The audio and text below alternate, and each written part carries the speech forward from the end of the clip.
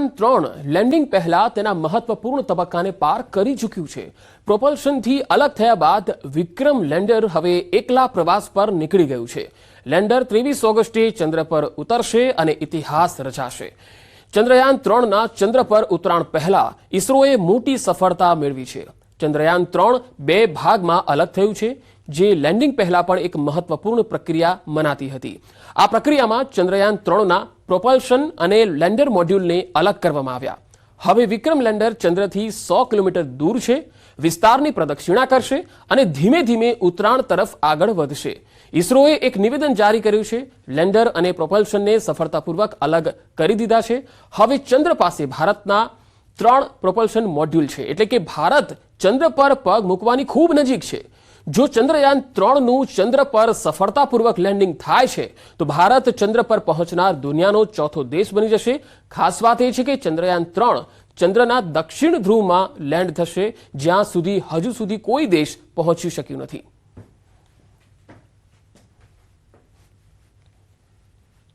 ભારતનું ચંદ્રયાન મિશન 3 અંતિમ ચરણોમાં ચાલી રહ્યું છે અને આજે જ્યારે પ્રોપલ્શન મોડ્યુલ જે છે કે તે લેન્ડરથી છૂટું પડ્યું છે, આજનો દિવસ પણ એટલો જ મહત્વનો છે અને હવેના જે દિવસો જે છે કે જે 23 ઓગસ્ટ સુધીના તમામ દિવસો જે છે તે એટલા જ મહત્વના રહેવાના છે। આપણી સાથે સાયન્ટિસ્ટ ધનંજયભાઈ સાહેબ આપણી સાથે છે।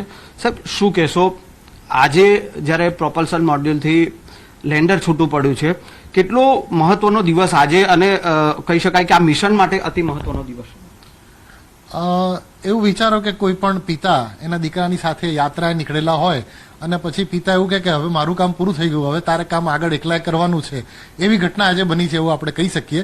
કારણ કે પ્રોપલ્શન મોડ્યુલ પૃથ્વી ઉપરથી છેક અહીંયા સુધી ચંદ્રયાનના લેન્ડરને લાવવાનું કામ કર્યું છે અને હવે છૂટું પડી ગયું છે અને હવે સૌથી અગત્યનું કામ જે કરવાનું છે એ લેન્ડરે કરવાનું છે। એટલે હવેના દરેક સ્ટેજ ખૂબ જ અગત્યના છે, કારણ કે લેન્ડરે પોતે જ નક્કી કરવાનું છે કે મારે ચંદ્રની આજુબાજુ કેટલા અંતરે ફરવાનું, ક્યારે પ્રોપર જગ્યા શોધીને લેન્ડ કરવાનું, સોફ્ટ લેન્ડિંગ કરવાનું, અને જે અત્યારે ગોળ ગોળ ભ્રમણ કક્ષામાં એ ફરી રહ્યું છે અને એક તબક્કો એવો આવશે કે એને એ ભ્રમણ કક્ષાની સ્પીડ એકદમ ઘટાડીને પછી એને સીધું ચંદ્ર ઉપર ઉતરાણ કરવાનું છે। એટલે આમ ગોળ ગોળ હશે ત્યારે એને રોકાઈને પછી સીધું 90 ડિગ્રી ઉપર એને લેન્ડ કરવાનું છે। એટલે એક ફૂલ સ્પીડે કાર જતી હોય અને એને વળાંક લેવાનો હોય ત્યારે એને કેવી બ્રેક મારવી પડે, એ રફ બ્રેકિંગ એને જેને કહેવાય છે, ટેકનિકલ લેંગ્વેજમાં જો આપણે કહેવું હોય તો એ રફ બ્રેકિંગ કરવાનો તબક્કો આવશે અને આ બહુ જ અગત્યનો તબક્કો છે। કારણ કે એ જો પ્રોપર જગ્યાએ આપણે બ્રેક ના લગાવીએ, એ બ્રેક ન લાગે અને સ્પીડ જેટલી ધારી છે એટલી ઓછી ન થાય તો આગળની સફળતાઓનો આધાર એના ઉપર રહેલો છે। એટલે દરેક તબક્કા હવે રોજનો રોજ અગત્યના છે, પણ આજનું જે સૌથી અગત્યનું જે આપણે કહીએ કે પ્રોપલ્શન મોડ્યુલ આખું જે અલગ કરવાનું કામ છે, કારણ કે આખો આ ટેકનિકલ પાર્ટ છે, એ ટેકનિકલમાં આખી વસ્તુ ગોળ ગોળ ફરીને એનાથી દૂર નીકળી જાય, એટલે એ જે થવી બહુ અગત્યની ઘટના છે। અને હવે પછીની ઘટના મને લાગે છે આટલી અઘરી નહીં રહે। રફ બ્રેકિંગ પછી ફાઇન બ્રેકિંગ આવા અલગ અલગ સ્ટેજ આવશે જે આપણને નજીકના ભવિષ્યમાં જોવા મળશે, પણ આ આપણને અનુભવ ચંદ્રયાન 2 વખતે પૂરેપૂરો થઈ ગયો છે, એટલે એમાં આપણને 100% વિશ્વાસ છે કે એમાં આપણને કોઈ તકલીફ નડે। મિશન આજે છે કહી શકાય કેટલું મહત્વનું માની રહ્યા છો, ખાસ કરીને જ્યારે લેન્ડર જે છે તે સોફ્ટ લેન્ડિંગ કરશે, કેટલું ઐતિહાસિક ભારત માટે માની રહ્યા છો? તમે અત્યારે જોઈ રહ્યા છો કે એક સ્પેસ રેસ ચાલે છે, રશિયા પણ આપણી સાથે રેસમાં છે। આવડો મોટો દેશ અને આપણો એક આટલો નાનો ભારત દેશ બંને રેસમાં એક સાથે છે, એટલે એમાં જો આપણે સફળ થઈએ તો આપણે એવું કહી શકીએ કે એક મહાસત્તા કરતાં પણ આપણે વધારે સારું, સસ્તામાં, ખૂબ જ ઓછા ફ્યુલનો ઉપયોગ કરીને આ કામ કરી શકવાના છીએ। અને જો આ આપણાથી થઈ જશે તો આખી દુનિયાની નજર ભારત તરફ રહેશે કે ભારત એક એવું કન્ટ્રી છે કે જેના પાસે એવી ટેકનોલોજી છે જે આપણે કહીએ ને કે આપણી ગુજરાતી ભાષામાં સસ્તું ને સારું કામ કરી આપે છે। કારણ કે આખી દુનિયાને પોતાના સેટેલાઇટ તૈયાર કરીને બેઠા છે, પણ લોન્ચ કરવાવાળું કોઈ છે નહીં, પ્રોપર જગ્યાએ પહોંચાડનારું કોઈ છે નહીં, એ બધી ટેકનોલોજી ભારત પાસે છે। એટલે આપણા માટે આ બહુ મહત્વની ઘટના સાબિત થઈ જશે। ચંદ્ર પર વાતાવરણ નથી એટલે સોફ્ટ લેન્ડિંગ કરવું જે છે લેન્ડર માટે ખૂબ જ અઘરું બની રહેવાનું છે। કઈ રીતનું એ અઘરું કામ જે છે તે હવે વૈજ્ઞાનિકોએ પાર પાડવાનું છે? ચંદ્રયાન 2 વખતે જે ઘટના બની હતી કે આપણું જે લેન્ડર છે એ ચંદ્રની ધરતી ઉપર જ્યારે ઉતરતું હતું એટલે એ લેન્ડર જ્યારે ઉતરતું હતું ત્યારે એના જે બુસ્ટર એન્જિનમાંથી ફ્યુલ બધું જે ફાયર થયું, એ ફ્યુલ જ્યારે ફાયર થયું ત્યારે એના જે પ્રેશરથી જે ધુમાડો નીચે ઉડે, આપણને ખબર નહોતી કે ચંદ્રની ધરતી ઉપર એ ધૂળ ને બધું કેટલું બધું છે, પણ એ એટલું પુષ્કળ પ્રમાણમાં ધૂળને ઉડી. દર્શક મિત્રો જોતા હશે કોઈ પણ રોકેટ લોન્ચ થાય તો કેટલો બધો ધુમાડો થાય છે, તો એ ધુમાડોને બધું એટલું બધું ઉડ્યું ત્યારે આપણા સેન્સરો એમાં રાખેલા હતા, પણ સેન્સરોને ત્યારે ખબર ના પડી કે ચંદ્રની ધરતીથી આ લેન્ડર કેટલું ઊંચું છે, એટલે એ ડિસ્ટન્સ માપવામાં થાપ થઈ ગયા અને એ સીધું નીચે પછડાઈ ગયું. પણ આ વખતે આપણે એમાં બહુ ઉમદા પ્રકારના સેન્સર, વધારે પ્રમાણમાં સેન્સર અને બીજી ઘણી બધી ટેકનોલોજીને સામેલ કરેલી છે કે જેના કારણે હવે આ ડિસ્ટન્સ મેઝરમેન્ટ માટે કોઈ ભૂલ થાય એવી લાગતી નથી અને આપણે સફળતાપૂર્વક એ પાર પાડીશું. કેમેરામેન હરીશ શર્મા સાથે સંજય ટાંક, ન્યૂઝ 18 ગુજરાતી, અમદાવાદ. અને હવે નજર ટોપ 3 હેડલાઇન્સ પર.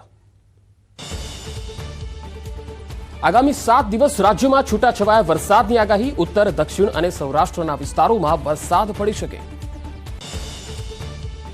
હિંચકા પરથી પડવાની 2 ઘટના. મોરબીમાં હિંચકો તૂટતા 2 માસની બાળકી. ગોંડલમાં હિંચકા પરથી પટકાતા 4 વર્ષના બાળકનું થયું મોત.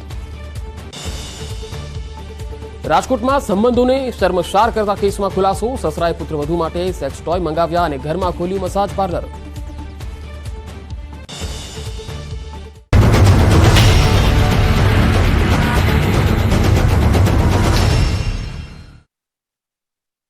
सुहाना मसाले बनाए पनीर मजेदार.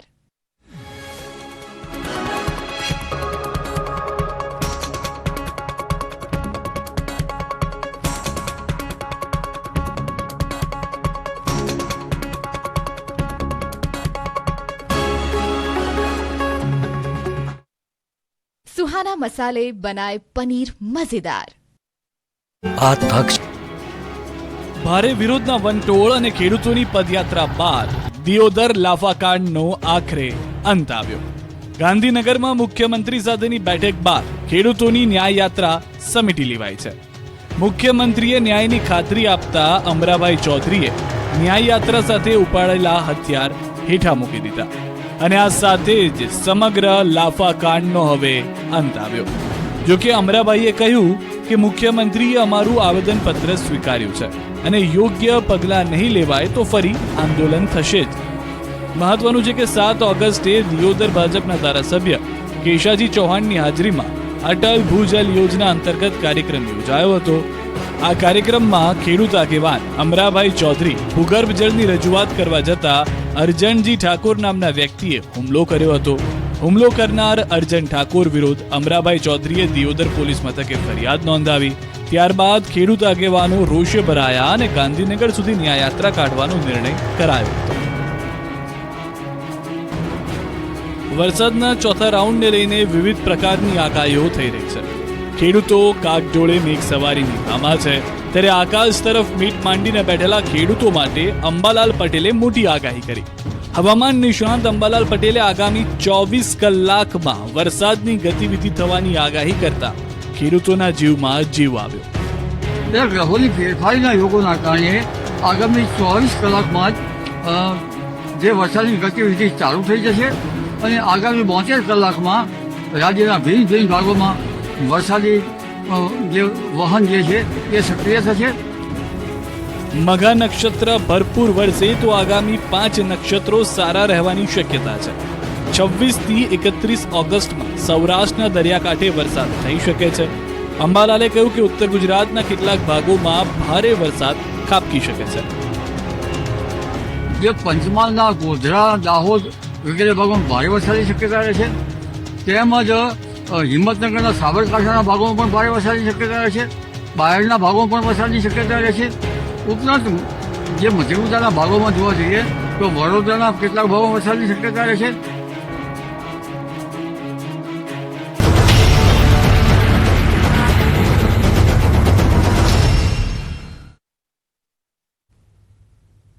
બ્રેક બાદ સમાચારોમાં આગળ વધીએ. ચાલક વગરની ઊંટ ગાડી જાહેર રોડ પર દોડવા લાગી. જી હા, સુરતમાં જાહેર રોડ પર જોખમી ઊંટ ગાડી દોડતી જોવા મળી. આ તસવીરો જુઓ. કાબુ વગરની ઊંટ ગાડીને જોઈ વાહન ચાલકો પણ દંગ રહી ગયા અને ગભરાઈ ગયા. વાહન ચાલકો, રાહદારીઓના જીવ પણ અદ્ધર થઈ ગયા. માલિકે બાઇક પર પહોંચી ઊંટ ગાડીને કાબુમાં લેવી પડી. સુરતના ડુમસ રોડ પર આ બનાવ બન્યો હતો.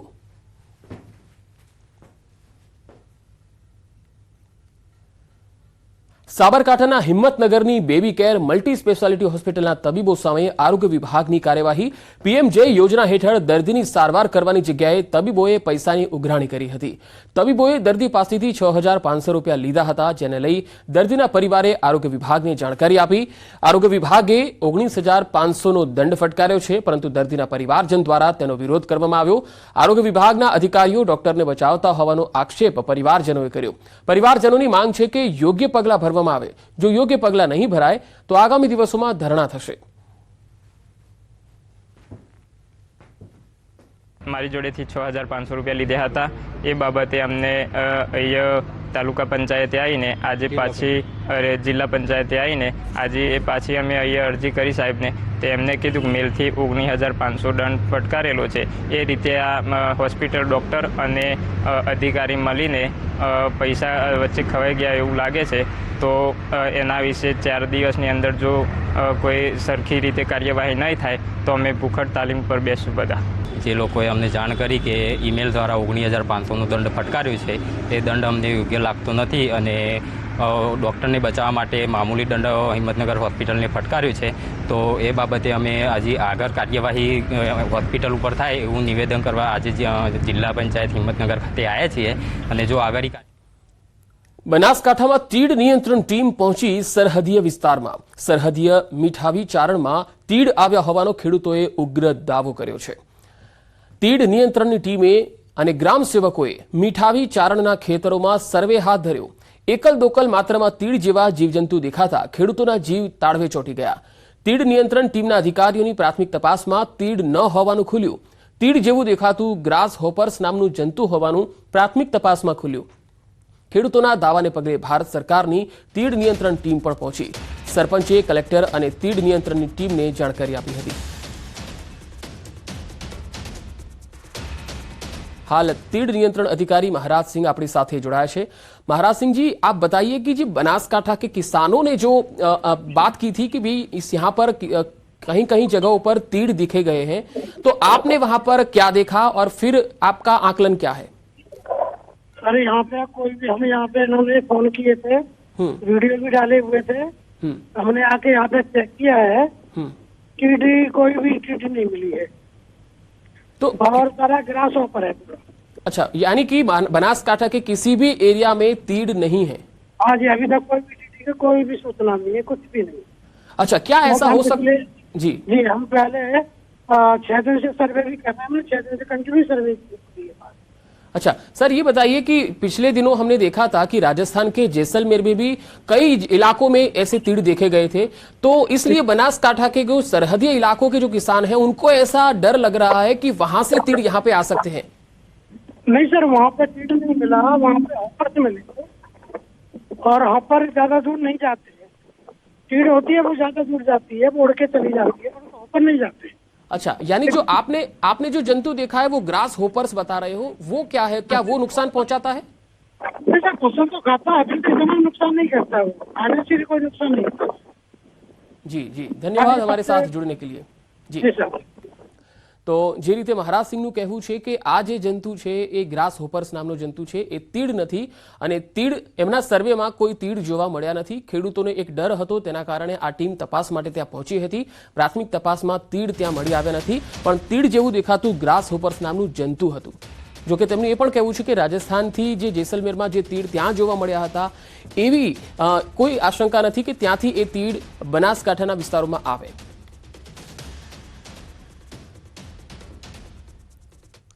તો આ બુલેટિનમાં અત્યારે આટલું જ. નમસ્કાર.